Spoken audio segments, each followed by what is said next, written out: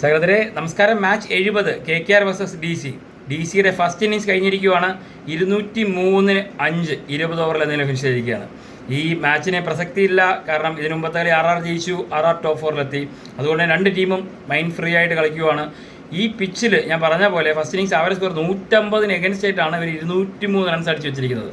ഇനി KKR തിരിച്ചടിക്കുമോ ഇല്ലയോ നോക്കാം. എന്തായാലും പോറൽ 18 ബോൾ 22 റൺസ്, 4 4 ദൂബെ ആ വിക്കറ്റ് എടുത്തു. KL രാഹുൽ ഇന്ന് വീണ്ടും അടിച്ചു 30 ബോൾ 60 റൺസ്, 5 4 4 6 അങ്കിൾ റോയിനാണ് വിക്കറ്റ് കിട്ടിയത്. പരക്കി 17 ബോൾ 24 റൺസ്, 3 4 1 6 നാരായണനാണ്, സുനിൽ നാരായണനാണ് വിക്കറ്റ് കിട്ടിയത്. അക്സർ അതുപോലെ 25 ബോളിൽ 39 റൺസ്, 3 4 2 6 വരുൺ ചക്രവർത്തിക്കാണ് വിക്കറ്റ് കിട്ടിയത്. മില്ലർ 19 ബോൾ 28 റൺസ്, 3 6 അടിച്ചത്, ദൂബയ്ക്ക് വിക്കറ്റ് കിട്ടി. Ashutosh 11 ball 18 not out, 2 4 1 6 Stubbs റണ്ണൊന്നും എടുക്കാതെ നോട്ട് ഔട്ടായിട്ട് കൂടെ വന്നു. ഇതായിരുന്നു ബാറ്റിംഗ് പ്രകടനം.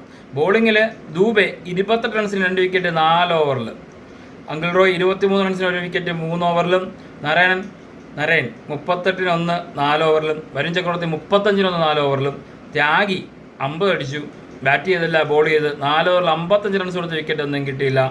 ഗ്രീൻ 21-0 3 ഓവറിൽ. ഇതാണ് എന്തൊക്കെ പറഞ്ഞാലും ഇനിയിപ്പോൾ ഈ സ്കോർ ഡിഫെൻഡ് ചെയ്യാൻ പറ്റുമില്ലേ ഡി സിക്ക് എന്നുള്ളതാണ് നമുക്ക് കണ്ടറിയേണ്ടത്. ഇന്ന് അക്യൂബ് നബി കളിക്കുന്നുണ്ട്. അക്യൂബ് നബി ഇന്ന് എന്ത് ചെയ്യുമെന്ന് നമുക്ക് നോക്കാം. അക്യൂബ് നബിയുടെ ഒരു പ്രകടനം നമ്മൾ വിലയിരുത്തേണ്ടതുണ്ട്. കാരണം രഞ്ജിയിലും മുസ്താഖ് അലിയിലൊക്കെ ഭയങ്കര പ്രകടനം നടത്തിയ ഒരാൾ IPL ഒന്നൊരു പ്രകടനം നടത്തിയിട്ടില്ല, എന്തുകൊണ്ട് ഇനിയും എടുക്കുന്നില്ല എന്നുള്ള പല ചോദ്യങ്ങൾക്കുള്ള മറുപടി ഇന്ന് അക്യൂബ് നബി ഇവിടെ കൊടുക്കുകയാണെങ്കിൽ അത് പൊളിയായിരിക്കും. എന്തായാലും സെക്കൻഡ് ഇന്നിംഗ്സ് കഴിഞ്ഞാണ്. ബൈ.